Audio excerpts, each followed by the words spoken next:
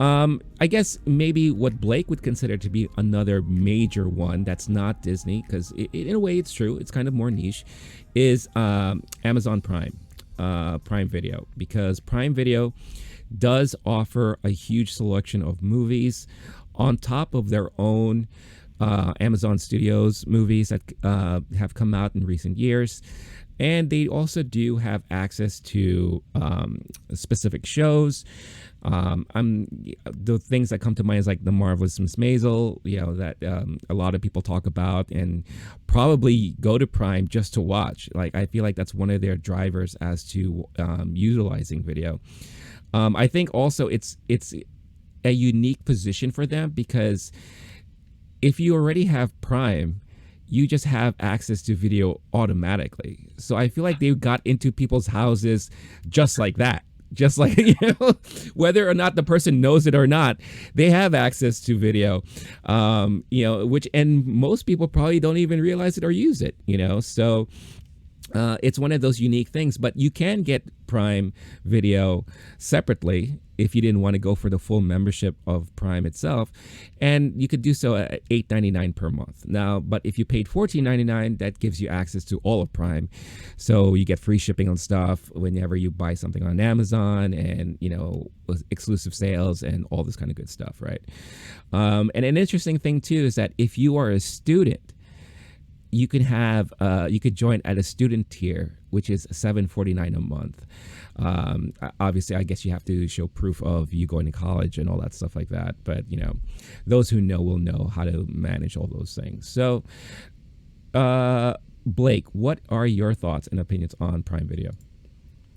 Yeah, so the having the Prime package is just where on the value it's out of the water because Mm-hmm. not only can you go and watch was I think recently it was The Apartment, an old classic that had been on my watch list forever. You can watch that on Amazon Prime, and you can also have 10,000 plastic spoons delivered to you in the next Yeah. 8 hours. For the Right. Does Netflix do that? I don't think so. Right. Right. That puts them over the edge on the value thing. Fortunately, I already have access to that. Otherwise, I don't know. I'm curious how many people only use it for the streaming and don't already have Amazon, and that Right. business model is bonkers to me.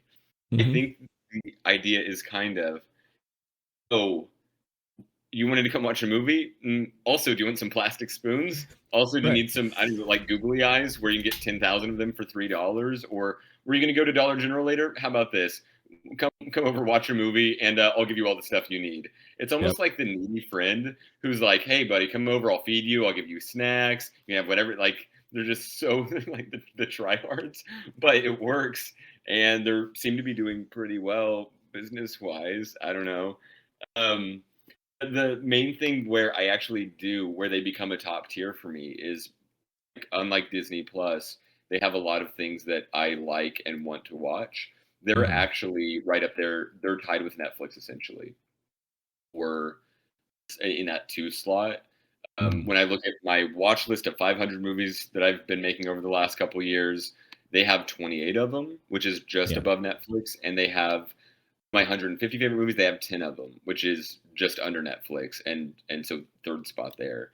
They have a really surprisingly good selection. I don't know. I haven't watched it how it's changed over time. I feel like there was a while where it was harder to find, especially Prime originals that were quality. And if you had Mm-hmm. the Prime subscription, what's included with that, what's not. That's where, to me, their UI, and maybe it's just the Apple TV app that I'm using. My understanding is they're not as friendly. Yeah. Um, with different devices or more friendly with others, but their UI definitely suffers. And I would never start with Amazon to see, oh, is this movie there? Because they have all the movies there, but more Yeah. often than not, it comes with a rental price. That Right. said, they have a huge selection if you're willing to pay $3 or $4. So I was doing during times of COVID with my brother. It was a weekly movie club, and there were so many times where it's not on any of the streamers, but we really want to watch this one movie that we've been wanting to watch forever. And I go $3, yeah, I'll pay $3. Mhm. They've probably gotten Yeah. more money from me that way than from the what would be the $9 of the 15. It's just a couple times a month or so I'm doing that, and that's an easy way for them to rack up dough. That Yeah. said, over time, I feel like their quality of movies is higher than it used to be, and it's right up there with Netflix. Their UI is not built for streaming movies the way that Netflix or HBO is. They're Right. I don't know what your experience is or what device you're using, but on my Apple TV, it's kind of an annoying app because they have so many things. So I'm basically using a search function, Yeah. and they say, "Hey, maybe you would like this." There's so much on there that I don't like or care about. It's almost like they're as watered down as you can be. So what I'll usually do is either just quickly scroll through. Just want to put anything on, I'll go through the Prime. If you have Prime, these are free option, Hmm. or go on Google or my Letterboxd account, it says this is on Prime for free, and then I go there. That's kind of the main way they get me. It's time to rent a movie. More often than not, their prices are just a little bit better than the YouTube rental price, the Apple Plus rental price, or the Apple TV rental price.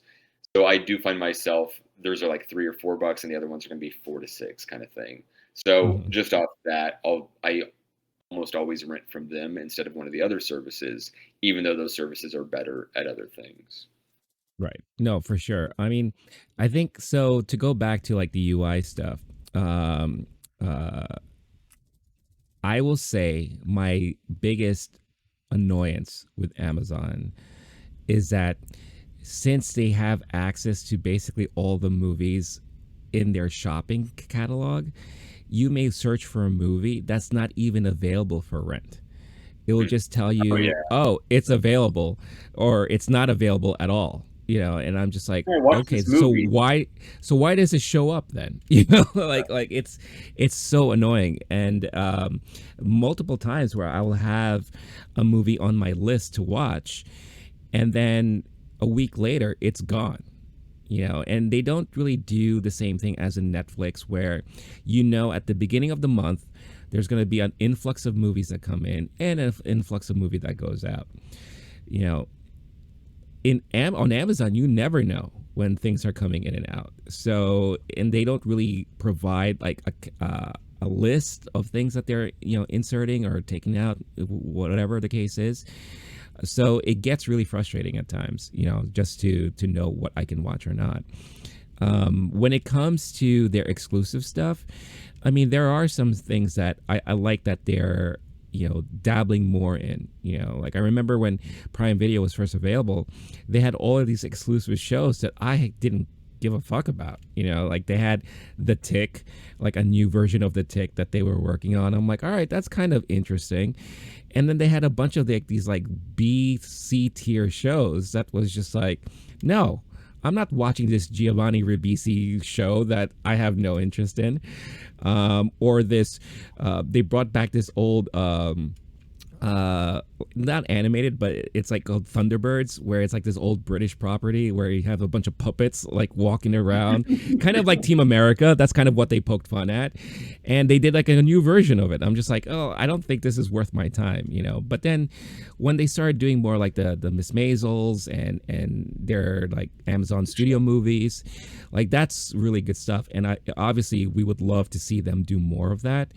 But this is probably one of the more confusing platforms because of their model. I don't know how the model works for them at all, especially since you're basically throwing it in there to anyone who has a Prime membership. Like, so how are they making any money out of it? Unless a lot of people like yourself use it more as an on-demand platform and just rent stuff through it, and then that's how they watch whatever movie has just come out and all that.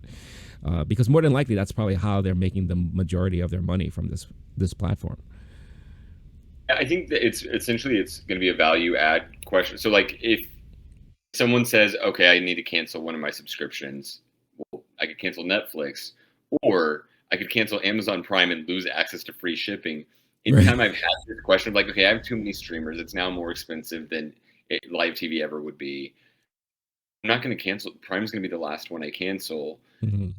But I'm curious how many people have Prime just for shipping, like mainly for shipping, but then they would say, "Oh, I don't really use that. I'm going to go ahead and keep it though because of the video service." I don't Right. quite get it. My understanding on their business model is overwatch a movie and we'll try to sell you a piece of lawn equipment or whatever while Right. you're here. Yeah. And A then, hair yeah, as dryer. far as their selection goes, especially what it used to be much worse. It was the old they went to a garage sale and like, I don't know, this is what they had. Or it's when you go shopping for someone's for the holidays at Walmart at 12:30 Mm-hmm. a.m. You're like, socks and lotion. Here you go. I don't know. Is that what you wanted? My bad. Right. But and that's like what Netflix's selection was. We were talking about earlier. That's what it was originally. Was just the weird crap. Mm-hmm. Amazon just has everything. I didn't even think about the amount of time Amazon asks me, "How can I watch this movie?" It has a question mark, and I can click that, and it'll tell me. But I also feel like they're kind of asking me, like, I don't know. You came to us. What? You're the one who You wants to telling watch this me? movie. How do we Yeah. watch this movie? Why is there a question mark at the end of that? No, please Right. just give me this movie. You're right. That happens so many times. So I don't really use any search to find who has what. I Mm-hmm. use my Letterboxd account or I use Google, and they have a pretty good watch movie feature, so you can find what you're looking for. But there are times where those are incorrect or a little outdated, like you're saying. They're not keeping it up to date the way Netflix is. They're just kind of Yeah. like moving through content sometimes. When something says it's on Prime and then I go to Prime, that happens more often than any other device, any other service. I go there and it says, "How do I watch this?" Right. That is really frustrating. I think that's why I have a little bit of a bad taste in my mouth, especially with their UI. No, for sure. And uh, I should also mention that they've tried to partner with some other streaming platforms, but those are more of the free streaming platforms. So like IMDb TV and all that stuff like that. So it just adds more fluff to stuff that you will more than likely not watch, right? So it's just interesting what they offer. It'll be really more interesting to see how things move forward in the next couple of years, especially with these, bigger platforms doing more and more and more stuff, right? So I think next would be a good time to talk about Hulu. I feel like Hulu is definitely a platform that a lot of people have actually tried or maybe still have, or like I mentioned before, because maybe they decided to go with the Disney bundle, it's all inclusive, right? So Hulu, one of the cool things about Hulu is that they do have access to a lot of network shows. So if you are a fan of like, the sitcoms that you would normally find on network television, especially ABC, that is like the go-to spot for that. They do have their own exclusive stuff. I mean, especially like Handmaid's Tale is what put them on the map pretty much. And then they have other shows along with that. They also have a interesting partnership with FX. So, right now, Atlanta being the big show right now, that is a great place to go and watch Atlanta. Plus, you could also watch Saturday Night Live. It's one of the two platforms you could watch SNL on. So it's nice to know that you could go there for that. They do have movies, and you will find an interesting movie selection. They do have Hulu exclusives, and they're getting more and more of that each year. But then you also get, things that have been out in theaters. Like, for example, you could watch Pig, starring Nicolas Cage on there. So very interesting stuff. And since it is Disney owned, I feel like, this is a great alternative to add more stuff to what you won't be able to find on Disney Plus, right? So if you had Disney Plus for the kids, Hulu can be for you as an adult, as a parent, because they have more programming, more mature content stuff. Not sure how much longer they're going to support this model, or if they're just going to roll it into all in one under Disney Plus, and then just have a section that, like Hulu shows, or maybe they'll call it something different. Who knows, right? So as far as pricing is concerned, I think we talked about pricing before, but if you wanted Hulu just on its own, you could pay $6.99 a month for it. That's with ads, and $12.99 with no ads. So that's why it does make sense to kind of bundle it up if you already have interest, or if you already have a Disney Plus subscription there. So, Blake, what are your thoughts on Hulu? Hulu used to be a huge go-to, a Hulu go-to for me. Where before ABC, it was the NBC one, where I would watch. And this is the days of The Office, 30 Rock, and Community. I think we're all on Thursday, something like that. And I would go there. SNL, they still have that, thank goodness. Um, and that's changed over time. And also, Hulu used to be where you would go for Criterion movies before there was a Criterion app. you could watch. I think it was for a while they had a bunch of James Bond movies and Mm-hmm. Criterion movies, and I loved that. I would be able to just kind of enjoy a lot of my current favorite movies when I was getting into cinema. I watched on Hulu through their Criterion plugin. That falls off. I get sad, and then shortly after, Criterion is announcing that they have their own app, Yeah. and I'm glad they do. And now we're seeing some of their stuff on HBO. I'm wondering maybe the Criterion they said, well, we need more money, and they're letting HBO siphon off some of their stuff. I'm sure for a Right. cost. That was originally the only place you get a lot of those Criterion options, and they had a huge James Bond collection. So whenever a new James Bond movie came out, it was like just spend a few days on Hulu just binging the hell out of that. Yeah. Um, Now I'm using it more niche. It's, oh, I want to watch that SNL episode. I want to watch that Atlanta episode. It's rare that I'll go to Hulu or, oh, I want you to recommend a movie to me. I always feel like Yeah. this was the case back in the day and still is the case where it's a weaker selection. Mm-hmm. And there are plenty of options. If you only had Hulu, you could entertain yourself for Yeah. hours. But it's definitely not the one. It doesn't have the HBO thing of, I know the majority of these are going to be quality and a lot of great movies. I looked at the stats for what on my watch list and favorites is on there. It's the fourth slot. Not Mm-hmm. horribly, but it's just it goes HBO, Netflix, Prime, and then Hulu below that. So they're and that feels right to me. The most frustrating thing to me about Hulu, which it's not too different from the Amazon Prime problem we talked about. It's a different problem though. Go to Google, say, where do I watch this movie? It says Hulu. I go to Hulu and it's a premium subscription and you have to have Mm-hmm. a Showtime add-on or the FX add-on or something like that. I feel like they Yeah. have enough of those that I end up finding myself, okay, I've burned 3 email addresses trying to get this Showtime subscription for free. And now I have to, okay, now I'm going to try all those again. Nope, still no. Okay, you guys still remember my Right. email address. I'm going to create a new email address. They have a lot of things that are exclusively on there that aren't Hulu exclusives. Mm-hmm. And there's also the part of their business model where if you pay more, you get rid of ads. If you have the Disney, ESPN, Hulu bundle, I do think that might be the best bang for your buck out of all these, that and Yeah. the Amazon Prime option. But if we're only ranking it based on you give me movies and TV, I pay you this much money, even though HBO is going to be more expensive, they have better bang for your buck. Same with Mm-hmm. Netflix. I think Prime even has a better library. And I find myself with a bad taste in my mouth from a lot of things I want to watch on Hulu that are not actually available at the lower price.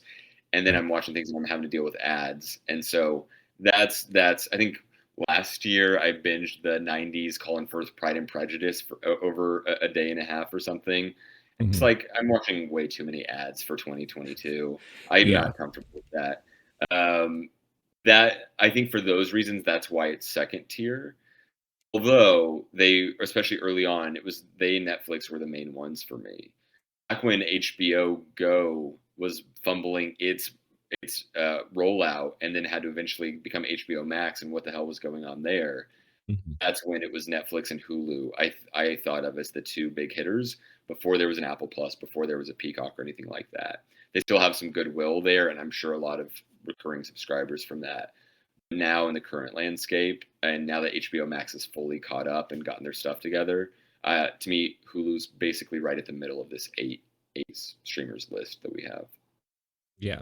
Yeah, no, definitely. I think one of the things, like, so for me, this definitely probably falls maybe fifth on my list, or whatever the case is, but I see it as more of an add-on to Disney Plus because I do have the bundle, right? So it's nice that I just have it, because there are, and I think moving forward, this is it's what's gonna, keep this platform going, is their shows, their exclusive shows. You have the big hit from last year, Only Murders in the Building, which a lot of people loved to watch, and that was big for them. I believe the Pam and Tommy show is on Hulu, right? So a lot Yeah, of people were watching that.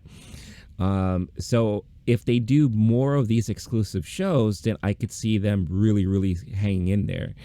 I think in the long run, and what would probably make more sense to Disney, is they just rolled it all into one platform. And obviously that may increase the cost of Disney Plus as a whole, but at least now you could say you have offerings for everybody, right? You have offerings for the kids, the Star Wars fan, the Marvel fan, the adults who wants to watch a teacher, or Pam and Tommy, or Handmaid's Tale, and things like that. And then you'll have some of the movies that you have available to watch that's not Disney related, right?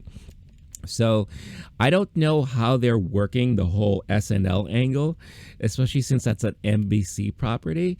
So I'm curious as to how long that's going to last too. It's nice that you could watch it on there, but as a business model, I'm pretty sure eventually Peacock's going to be like, wait a minute, I don't think we want you guys showing that on there. Especially since we can I see that real quick? That you borrow? Yeah, can I get that back?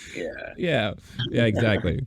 So it's definitely an interesting platform. Definitely was more niche back in the day, and it was like a great alternative to Netflix because of what they had to offer and all that. But it'll just be interesting to see what happens moving forward with these guys. If we were to bet on it, I think they're going the way of the dodo, or the way of the Quibi, as it were, in the next 5-10 years or so. I don't see them surviving this current, or they would have to, exactly what you're saying, get absorbed into a Disney Plus or something like that. I'm sure somebody would love to buy them out. I think they've been on the decline for long enough. They have a few of those hit shows, but other things we're talking about, HBOs and Netflix, have those hit shows and a lot more. So but that said, like we said, that bang for your buck on the bundle, that's got real value. No, definitely. Hey guys, I hope you're enjoying this episode so far, but before we continue, I wanted to quickly talk about Bulletproof Coffee. Bulletproof Coffee is my favorite coffee of choice to start off my mornings with. Why? Because it's clean coffee. What does that mean? Well, one, there are no chemicals in it. Why? Because they go through this multi-step process of making sure that all of their beans are fully clean and free of any chemicals, so that when you get the beans delivered to you, it is the pure beans, the pure coffee, the goodness that you've been wanting, the taste, the flavor, and the nutritional value as well, without worrying about any added chemicals or anything else put into the mix there. It also doesn't have that weird acidic taste that some coffees give you. I don't know how about you, but for me, some coffees kind of give me that weird sensation in my stomach, makes me a little burpy, and it kind of drags me down a little bit instead of really waking me up, which is something that I need from my coffee every day. Bulletproof also offers a lot of keto-friendly snacks and supplements, anything that you need to kind of add to your everyday nutritional needs, add to your diet, and pretty much transforms the way you feel every day. So for a limited time, if you use this code that you see on the screen right now, LOWKEY GEEK, all caps, one word, you can get 15% off your order. So what is it better than that, right? Check out the link in the description of this episode. Use this code, get yourself your discount, and make your mornings a little bit more bulletproof with Bulletproof Coffee. Now, back to the episode. Cool. So moving forward, I'm pretty sure with these next three, we're probably not going to talk a lot about, because honestly, I feel like there's not much to talk about with some of them, but we'll talk about them. We'll give them some proper time. But I think next week is Paramount Plus. So Paramount Plus is definitely one of the newer guys on the block. When they came out, the way I looked at this platform was, this is Star Trek's dream platform. Like, those people who are into Star Trek, this is the platform you will be in. Just like how Star Wars, Disney Plus is the home of Star Wars, this is the home of everything Star Trek. So you'll find the movies, the shows, the new shows, the exclusive shows, whatever the case is, Star Trek, Star Trek, Star Trek. Now, if it's not Star Trek, they're definitely doing their best to kind of keep this as a platform for a lot of people. If you are a huge Nickelodeon fan, they have the full Nickelodeon library going back to like the 90s. So if you wanted to watch Afraid of the Dark. Yes. Yeah, Are You Afraid of the Dark? You can't do that on television. Double Dare, Legends of the Hidden Temple. This is where you would go and watch all of that stuff. And for me, I found myself in a rabbit hole of watching old episodes of Double Dare for like a day. And I was just having the time of my life because that show was just a blast to watch. No pun intended. But separately also, it's since it is associated with CBS, this is how you could watch NFL. If you don't have cable or whatever the case is, when the you can't say the word, but when the big game was on, the football game, the big major, really big, yeah, for big, yeah, okay, right, great halftime show and all that stuff, yeah. Paramount Plus was the place to watch it. If you had Paramount Plus, you were able to watch it on there, so really interesting. And now they have the Halo series, which in my opinion is not the best, but there are people who like it. But they are definitely trying to make more of a name themselves by having more exclusive stuff on there.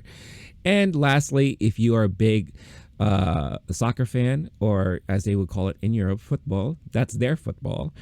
They do have the Champions League that you could watch exclusively on there. So I know a lot of people actually have this platform just for that. So it's an interesting platform for sure. But when it comes to price, let's see, $4.99 a month. So it's definitely on the cheaper end, out of all of these platforms. And then if you want a no ads version, it's $9.99. So it doesn't really take a lot out of your wallet, but again, it all depends on what you're interested to watch on there and if you're going to keep going back on there. So, Blake, what are your thoughts on Paramount Plus? Yeah, Paramount Plus, I had it for a minute. I think I still have it. Just like somebody logged in and like hasn't logged out kind of thing going on. I went through one time thinking it was gonna, like, once the free trial was ending, I was like, all right, I want to see what all they have, and I'm gonna make a list, add it to a queue, and try to watch ones before I lose access to them. It's a pretty small queue. I'm mainly a movies person.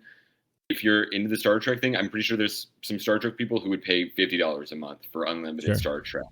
I'm sure that's how they get a lot of, like, not too dissimilar from the Disney Plus option of, oh, you want to watch Marvel movies? Come over here. Come to my place, pay the door charge, and you can watch as many as you want. I'm like even going through the library now, and it doesn't seem like a lot's changed there. I don't feel the need to like go through it. They have a lot of just a lot of stuff, and there's some where I go, oh yeah, I kind of want to watch that, or I might want to watch that again. But it's just a lot of stuff for the most part in their library, almost like they were looking to fill it in. We were talking about before when Netflix was new, they had just a lot of weird crap, and it's almost like they might be in that stage where they just said, okay, we want to fill up a library, and we'll work on adding good, high quality content over time. For now, can I get 1,000 movies for $400, please? And they just went to their local, the guy who has a warehouse full of movies for sale, and just threw them on there. I have enjoyed movies on there. It would not make my cut, and I honestly don't feel the need to just like beat that dead horse. I know with the last few of these we're going to go pretty quickly, but they're also newer or have smaller selections. They are worth considering though if you want those things, or if you're just like there's been enough times I go, oh man, that's on Paramount Plus. Okay, I'll go check that out. But I would never start here to just say, what am I going to watch today? No, definitely not. For me personally, it is probably not very last on my list, but very close to it. It's just one of those things where I have it because of what I do and what we do. Because I need to be able to catch up to the Halos or whatever the case is, right? Plus, the one benefit that I have seen recently that could change a lot of people's minds is that any Paramount movie, this is going to be their home immediately. So, for example, we talked about this in a separate episode, Jackass Forever. You could watch it on Paramount Plus as part of the subscription. And I've watched it at least 5 or 6 times by now, just running it in the background because I just happen to have it available. If you wanted to watch the newest Scream, it's there for you to watch. Like any of the old Right. Transformers movies, that's where you can go and watch all that stuff. As far as like their exclusive TV programming, I think in time they may get better. Depending on what they work on, but they also do have, and I'm just seeing this now. They have a partnership with Showtime, where if you bundle up Showtime and Paramount Plus, you save 28%. So I don't know if that's new. And I do want to kind of quickly talk about Showtime later, because I do feel like that is something worth mentioning. But they're trying. I don't know how much further they're going to be able to go, or what they're planning to do later on down the road. But I think if someone was just looking for a very cheap platform to pay every month, this does have a little bit of something for everybody. For the kids, you have your Nickelodeon programming, especially SpongeBob. If your kids are into SpongeBob, they could watch SpongeBob 24/7. This could be the platform there.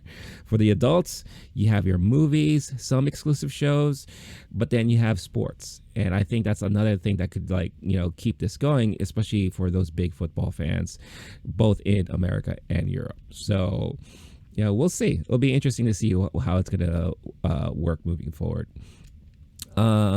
Next is Peacock, the NBC, the other network platform here.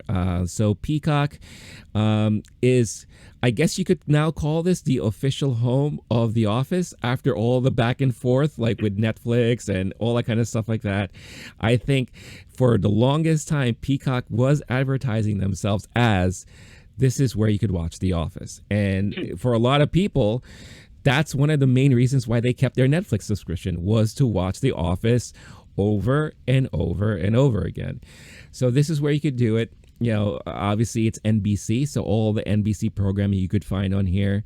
They do have movies. For example, Marry Me, the latest Jennifer Lopez movie, is available here.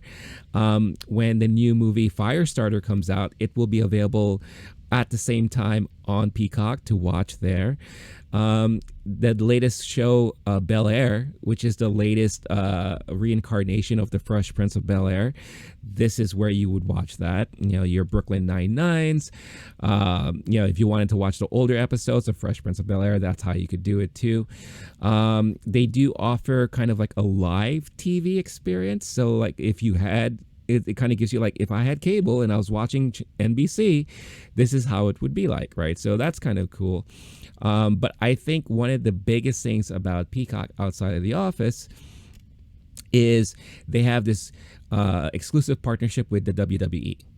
So all the wrestling fans who love WWE, you can watch all of their programming included in with this subscription, including all the pay-per-view events.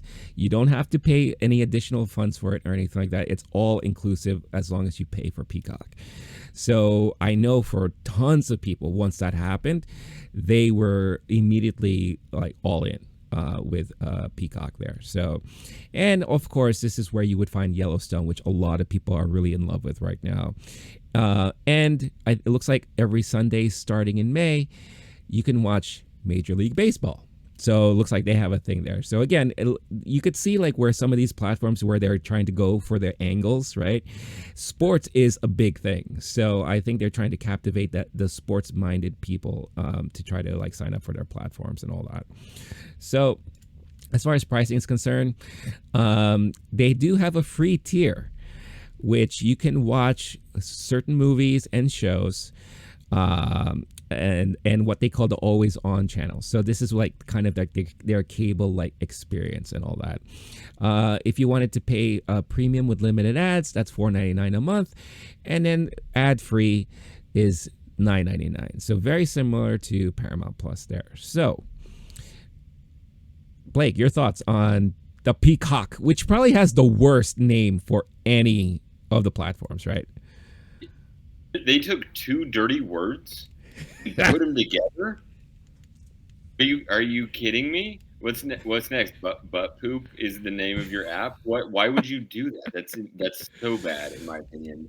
That's obviously the easiest joke ever. But Vag Lab. I think that's the next. That's the next streaming platform. That Vag might be Lab. better. Yeah, Yeah. honestly, the other easy joke is that they have a show called The Slap, and they have the old Will Smith Fresh Prince of Bel Air show. We're talking about is like I have to. I I was actually writing them off. I went through their library just to study up Hmm. on this episode because I hadn't been using Peacock, and their movie library is actually pretty solid. It's definitely way better than I thought it was going to be. Hmm. Um, but I think that the sports angle might be a smart move for somebody like them. If you're a fan of the Milwaukee Brewers and you got to watch every Brewers game and it's game night, you're like, where do I watch this now? You're gonna download and pay whatever it takes. Essentially, like that's a pretty solid, and especially with like sports viewing numbers, as TV dies and as like the movie theater, like eyeballs change. Sports is one of the most consistent things Hmm. in history with entertainment. So that's actually pretty smart. Um, but what's maybe less is that they had the Peacock originals for a little bit. Yeah. Those I resented, and here's why. For whatever reason, okay, I remember. Umbrella Academy is released on Netflix. There's one actress, and I said, "Oh, what else has she been in?" And she was in something called Lady Parts, a short film that was on Channel 4 in England, where she has a punk band who are parents are Muslim in England, and it's a controversial. It's like a 10 or 15-minute short film. Hmm. I laughed. I loved that short film desperately. So much so, I went to my Letterboxd account. And I said, "Oh, I'd like to log this. Give it 5 stars." It wasn't on there. So what did I do? I had to figure out how do I get this thing added to Letterboxd. I ended up making a subscription for what's like an IMDb. Added Hmm. Lady Parts, the short film, onto there, and then it shows up on Letterboxd. And then Peacock comes out, and they have a Peacock original where they took that, which was going to be some BBC, and now it's a Peacock original. They did a TV show based off of that short film. The numbers for the Lady Part short film went from there were so few it was barely even registering. Now we're talking plenty of people. It's Yeah. one of my proudest accomplishments was adding. That's how deep in Letterboxd I am. I enjoyed something, needed it on there, so I added it. And now it's a Peacock original. I'm not paying them to watch any of this stuff. Like I saw "Marry Me" earlier. I've Hmm. been wanting to click it just because of the Maluma is in it, and it was a premium one, whereas a lot of their stuff is free if you Hmm. have the if you have the app. I don't see myself paying for this, but I was pleasantly surprised with the cost of with their lower cost and how plentiful their library is. It's definitely improved since I first checked it out when it dropped maybe less than a year ago, something like Yeah. that. No. Yeah. It's definitely still very new, and obviously they are still trying to figure a lot of things out. Definitely price wise, it is not a bad value, And I was just looking at the movie library myself, and it's NBC Universal, so all the Universal properties are available here. So, that's why the movie selections is pretty good. And again, for families, the DreamWorks collection is here. So if you're a big fan of Despicable Me, the Minions, and all that stuff, this is the home for them. So, they do have some interesting options for some people. This is probably second to last on my list. I don't know. I can go back and forth between this and Paramount Plus like any given week, right? I will say that with the addition of the WWE, I think it's great to be able to watch, the WrestleMania and not have to pay $50 for the entire weekend, and they just have it there available for you as part of the subscription. I think that's very cool. The originals, nothing really stands out to me. I mean, I know a lot of people said Bel Air is pretty good. I just have no interest to watch it personally, at least not right now. But yeah, this is also the home of The Tonight Show, which a lot of people do watch, and SNL. However, the funniest thing is that my experience of watching SNL on Peacock is so much worse than it is on Hulu. Because for some reason, when you watch, let's say, for example, the next day, it's not the full show, it's clip outs that all the clip outs of all the segments, but you have to go as if you're watching separate videos for each clip out. And I'm just like, you gotta be kidding me. like just show the entire program. And that's what Hulu does. You go to Hulu the next day and you're watching as if you're watching live.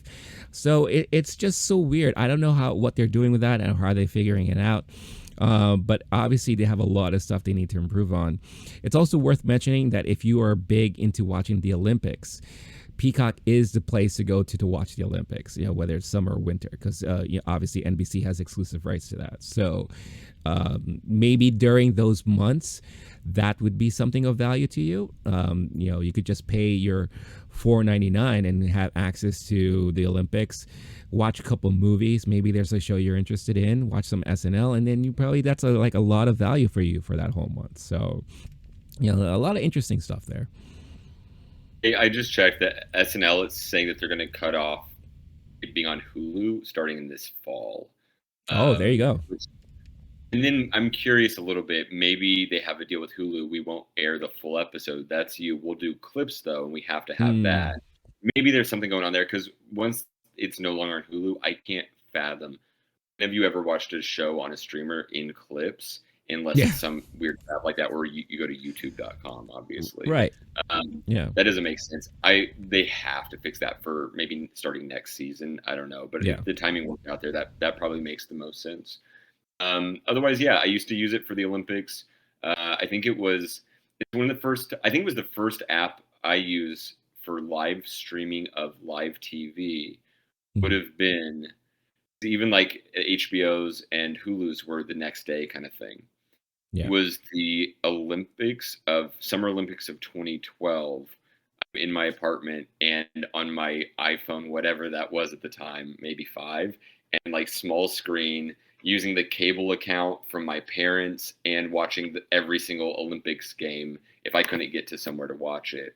That's the first time that technology existed to my mind. And you're doing the okay, plug in this code to link it to your cable subscription. Now go log in. They were early on there. So I think it does make sense that they have enough of a war chest by being NBC Universal to be able to survive. And then by adding things like sports, they've been doing this kind of thing for the longest. And we're not going to talk about ESPN. They have some movies and shows on there. Yeah. But one thing that they did really well was they were trying to do streaming before streaming existed. And that's essentially why their app ended up becoming where people go for sports scores and for live where they had such a head start. I wouldn't be surprised if NBC, they were late to the streamers game, but they were definitely early for the live sports streaming game for sure. Yeah, no, that's a good call because I remember having the NBC Sports app, and that was the go-to if you wanted to watch a live sporting event, but you don't have cable, right? So, again, I have a feeling that they were thinking about a lot of this stuff for a long time, and their hand was probably forced because of what they're seeing with the other guys, right? So it's like we need our own app as well. But just going back to the marketing, the name is horrible. I remember the funniest thing I ever saw, and I noticed that they got rid of it like maybe a week after, was October. So obviously they were doing like a whole Halloween thing, right? They called their section Cocktober. And I was just, this got to be a joke, right? Like this has got to be a joke. But they called the whole section Cocktober because Peacock. Ninja advertising, like they're trying to be bad and funny and like LOL jokes on us. We have a dumb name. What the hell? You have NBC. Surely they own the rights to NBC. They've got the logo. They've got one of the most iconic angle tones in history. They were there when it was radio before it was TV. What are y'all doing? I don't know. Yeah, and like even right now on their website, they have fun for the whole flock. Like, really? I'm deleting that app immediately. Never mind. They were like almost last place on mine, and then I saw their library and it jumped up a couple. Now I'm not so sure. Before we move on, it's what I was talking about with them streaming and being early on it. Article from Vice.com is the embarrassing failure that made ESPN a mobile juggernaut. They had something called an ESPN phone, which you're like, okay, that's just a no. It was like they were trying to get in the cell phone market, which then made them, Mm, their tech was way ahead of the game for apps. So then once smartphone time, they have all of this proprietary technology they'd already worked through and it failed for them. They end up becoming like the go-to in the sports world from TV to that switch. And a lot of places don't make that switch very well. The fact that right. NBC is just now getting their streamer in the last year, so maybe there's some way that like it's embarrassing now and it benefits NBC down the road. That is an awesome article though, where it's just like one of the biggest failures. Like, why was ESPN in the cell phone business, Right. and then it ends up making them just a crap load of money. I think I'm going to give Peacock another shot after this and after checking out their library. And if I have to like laugh off their name, that's okay. For sure. Yeah, I can't wait to see what they're gonna do this October, because I wish I took a screenshot of that. I think that was my missed opportunity because I really could not believe what I saw. But I had a good laugh for a while, and then of course later on I saw that they changed it to just like Halloween something, you know. Hey guys and gals, looking for the latest and greatest in collectibles and pop culture merchandise? Well, have I got the perfect destination for all of you. Entertainment Earth is the premier place online for the latest and greatest toys, the most exciting action figures, and the coolest gifts and collectibles pop culture has to offer. From television, movies, sports, collectibles, comics, internet memes, and every fandom in between. They drop new products daily and curate their selection so you don't miss out. Whether you're looking for something stellar from a galaxy far, far away with Star Wars, or from the streets of Gotham City with DC Comics, they've got surprises for everyone. Get access to exclusive releases and limited run pre-orders. You can even reserve hard to find items before they arrive. From Funko to Hasbro, all your favorite vendors are represented in their robust catalog of cool collectibles. They are pleased to offer risk-free shopping with their industry-leading mint condition guarantee and hassle-free 90-day returns. Entertainment Earth has been making pop culture fans happy for 25 years now and have no signs of slowing down. What's great is that for US shoppers, they're currently offering free shipping for any orders placed above $49. Not in the US? Don't worry. Entertainment Earth ships globally. Visit the special link in the description of this episode to take advantage of this offer and buy yourself or a loved one something really cool. Entertainment Earth, so many toys, so much fun. But I guess last here on our list, obviously we have to talk about it because Apple runs the homes of a lot of people, and that's Apple TV Plus. So Apple TV Plus, you know, they decided, well, we kicked ass with iTunes. Why can't we do the same thing for video and programming like that? So they're trying their hand at it. When it first came out, all I knew about the platform was, one, I could watch the Beastie Boys documentary that I've been wanting to watch for a while. That's how I would watch it. And you could watch music videos, you know, because obviously with their iTunes library and everything like that, they were able to serve music videos. What put them on the map for sure, arguably, has to be Ted Lasso. Ted Lasso put them on the map, and now it's a go-to for some people. But it's easy. It's an easy go-to because they only have one price tier, and that's $4.99 a month, and that's it. You could pay a year, $50. It's definitely on the cheaper side, but it could potentially have more value than your Peacock or Paramount Pluses that cost the same. You know, they have the morning show, which is another show that a lot of people talk about. They have the M. Night Shyamalan show, Servant. They have Severance, that a lot of people nowadays are talking a lot about.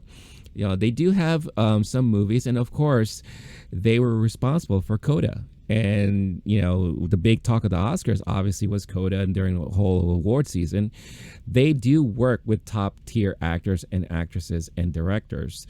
So I do feel like it is definitely one of the, what I like to call kind of like the artisanal platform, because they definitely work with big names, and even their shows have big names attached to them as well. I forget the name of the show that is the video game show that's they're a game developer, but it's from the same writers of Always Sunny in Philadelphia. So a lot of people talk about that show too. So they do have some stuff to offer, but it's definitely light as far as content is concerned. I think for the children's offering, this is where you can find, funny enough, it comes full circle, Fraggle Rock. The new Fraggle Rock show is on Apple, And Snoopy is definitely the home for Snoopy cartoons and all that. So that's definitely where you would go to if you have little kitties running around. So, Blake, what is your thoughts on Apple TV Plus? Siri, I love you. He thinks I'm pretty great too. Now, don't listen to anything I'm about to say because I'm going to talk some shit. I have an Apple Home.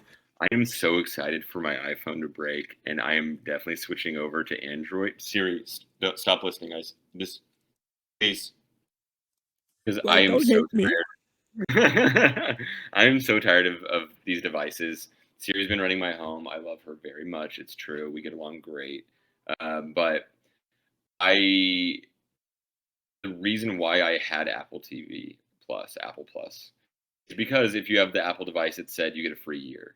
So with Right. my iPhone, I did that, and then at some point that ran out, and I wanted to finish. I had 2 episodes of Ted Lasso left, so I used like a work phone or something. Like I just kind of milked that. Mhm. I don't know how many people re-upped on purpose from that deal. I'm sure plenty of people accidentally paid the Oh. full year with the day that ended.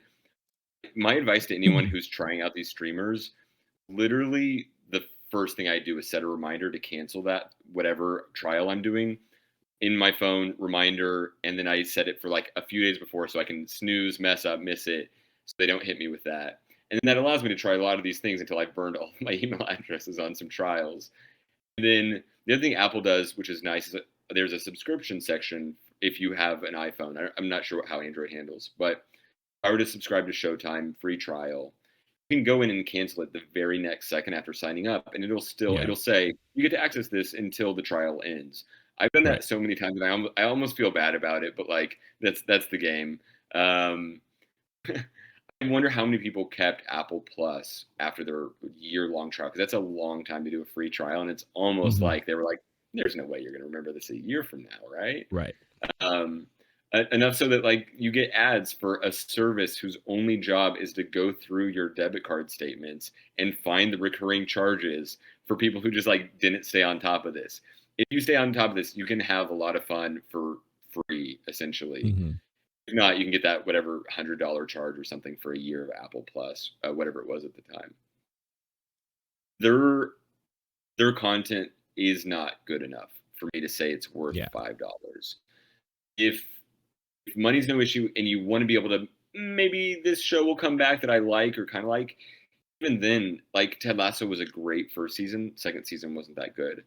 Morning show I watched just to see like, oh, I have this free Apple Plus thing. I'll try out that. Got into it. Didn't finish the second season at all.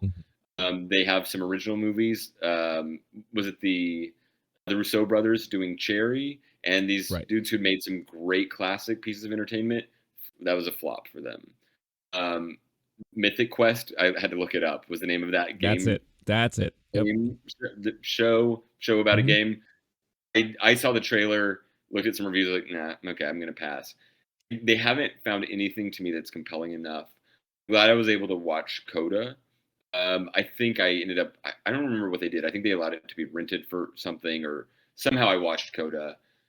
Uh, so then that way I could see the best picture. I'm curious how many people said, "Oh, that one best picture. I need to see that. Now I'm going to go sign up for this streamer." Hmm. I don't know how the math is working out for them. They have the biggest war chest of anyone, right? Like the most highest valued company ever. Um, I'm curious how this will look for them. Like we kind of mapped out NBC might look like this in a couple years, Yeah. or Peacock. Apple is doing the boutique thing. They're going to the festival and buying the rights. They've got the new Scorsese one. That'll be the first one that makes me mad. If I can't see that in a theater and I have to re up on Apple Plus, I will resent them and I'll do it because I'm going to see the next Scorsese film for Yeah. sure. Other than just some rare hits that they might have and other ones that I might not know about, nothing has my attention enough to say, want that. Now, what I think would have been the smarter move is they had great content. Like if you have your Stranger Things, something like that, your House of Cards, whatever, during that first year where they gave it to everybody who had an Apple device, you had things like that that people got sucked into. There was nothing I got sucked into. So I Mm. don't know what it would take to get me back. It would have to be essentially like the way Mad Men helped AMC get on the map. Right. Something like that, where people go, "Oh, what is it on? Really? Okay, I guess I'll check that out." They would have to have some kind of huge hit like that. That's Mhm. like a can't miss. For now, it's the bottom of my options for sure. Yeah. It's not even close. Just for those reasons alone. The best that they can say right now is they have a few things that I want to watch that I'm not going to because I don't have that membership anymore. It's also, I Right. think, the most exclusive one because it's tied to your Apple ID. So whereas I can burn a few email addresses on a Showtime or whatever, it's you can't do that the same way with Apple on my Apple TV, or else it'll like log me out of my Apple ID and just cause me all types of issues. Right. Yeah. No. Yeah. This is definitely the last on my list as far as ranking is concerned because it, like you said, there's just not enough stuff on it at all. I had, excuse me, I had a 6-month free trial because I believe PlayStation 5 owners, when you got your PlayStation 5, that was a deal that they worked out with Apple that you had like a 6-month free trial. So it worked out where it was the same timing Coda came out. So I'm like, perfect. Now I can watch Coda. Watched Coda. I have not been back on that platform since. Now, I did forget about the free trial, and they caught me 2 more months after the fact because Oh I'm just like, no! what is this Oh no! random $5 charge from Apple here? I was like, ah, shit. It's freaking Apple TV Plus, right? So I finally canceled it, but there are shows there that I am curious about. Everyone's talking about Severance right now. I would love to watch it. Do I want to pay $5 to watch it right now? Not really, unless there's some other things that I can watch that will fill up a month for me, right? Like if there's 2 movies that they have exclusively on there, if maybe there's another show on top of Severance that I want to check out, then maybe I'll do it, right? And then cancel after a month. But right now, I feel like even doing that is so cumbersome, is so like so much time management that I'm just like, no, like what am I doing? Like Create an account? Are you kidding me? I could just press 2 buttons and be watching Winning Time on HBO. Get out of here. right, exactly, yeah. Use my Siri I tell her to pull up HBO and to type in Winning Time, and she's sitting there getting cucked. Unfortunately, like I have movies too. Come on, Right. Siri, get It's like, together. Blake, are you sure you don't want to watch Severance instead? No, I'm It- good, it- baby. Thank you right. though. Yeah. So it is going to be very interesting to see what they're going to do moving forward. They definitely have a lot to catch up on as far as library catalog. How they're going to compete with everybody else. If they find themselves in a situation where every movie they put out there is buzzed and like always in the conversation for awards or whatever the case is, then that's definitely going to raise some curiosity with some people. And it's like maybe it is kind of worth checking this out. If outside of Ted Lasso they can produce like 5 more shows that are always in talks, like during Emmys or whatever the case is, then that could also help out too. But right now they're just not there, and it's just hard to justify an additional $5 every month for something like this, just for maybe that potential that, hey, they could have something very cool come down the line, right? So I don't know. So that's pretty much the deep dive for each of these specific platforms. Hey guys, I hope you're enjoying watching our little rundown of the streaming services. If you've missed part 1 of this discussion, you could find the video right here on the screen. Or if you want to go ahead and skip ahead and check out our ultimate power rankings of all the streaming platforms, check out this video you see right here. And don't forget, let us know your thoughts about all of this in the comments below.